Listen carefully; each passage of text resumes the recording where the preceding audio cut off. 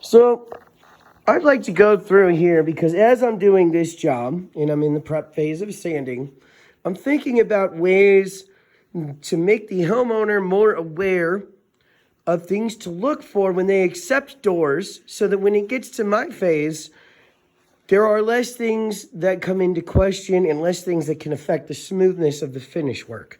So with doors in the area that I live, you've got a main carrier, or who knows how the doors get to our local door guy, but he doesn't just have an unlimited supply. So he places an order. The doors come up here. He brings them to the job site. Then on this particular job, we have another person who was making sure, because we're just replacing the doors and not the jambs. So we make sure that all of the hinge is going to work and the doors are the right size and nothing's going to hit. So those are put in place and then they're put back. And so this is how I get them, right? And so let's say you're a homeowner, and what I would like to make homeowners aware of, you're going to come in here and you're going to look at the doors and they look great, right? You don't see a single thing wrong with that door, do you? But what a painter sees, especially once we get it under these lights, is every little defect and every little scuff mark that's happened along the entire lifespan of this door. So what we have to do now, and you can see, this one is in the process of being sanded, but we've got to go through and look for it. And now when I do my contracts, I need to be more clear about it. But what the responsibility of the painter is, in my mind, is to cover surface defects, cosmetic defects, not large gouges.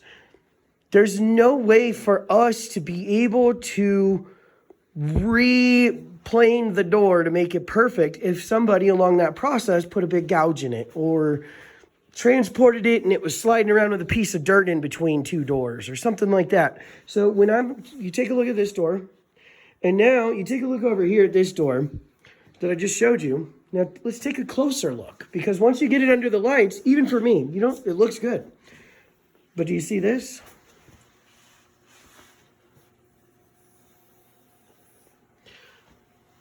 How about these planer marks?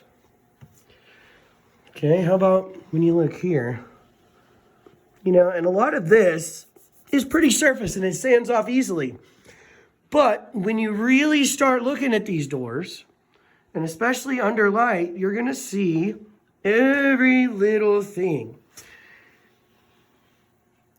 All the chatter marks from the planer, anything that might have happened. See right here? Little line there. So this one doesn't have, see this? Now, I can't tell if that is a natural mark, but that's going right through a knot. You're not going to sand that out of there. Without cupping the door, you're really not going to be able to do that. And that's the other downside, is so when we're the last ones to handle it, a lot of times we assume responsibility. And let's say we decide, hey, we don't want to bother the homeowner.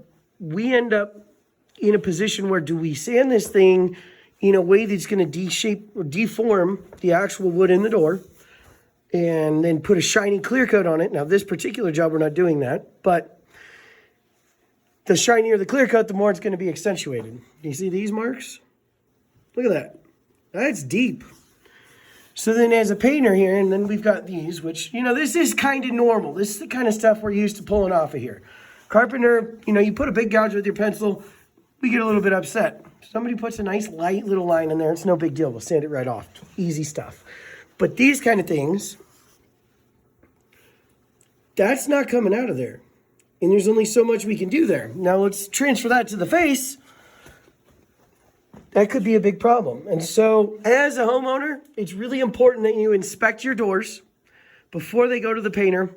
And in my opinion, as a painting contractor, it's important that I amend my contracts and have information like this video available to explain the possible scenarios that we can run into before we get into a job. Because these problems, before you ever get a painter on site or a crew on site, you should know that they can run that job start to finish, that they're not going to have to reorder a door, and the painter should not be responsible for finishing a door, because this is subjective. Maybe we don't know what you paid for it. We don't know what your eye sees when you look at these. So maybe you're willing to accept some defects. Maybe you got a discount on some doors. We don't know.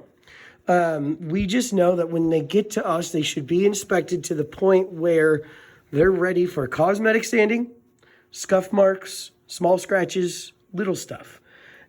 Tune them up and then go forward, because the way that I've been doing this, I spend a significant amount of time sanding and trying to dial these in, and every job is different. Some doors come in with very little defects.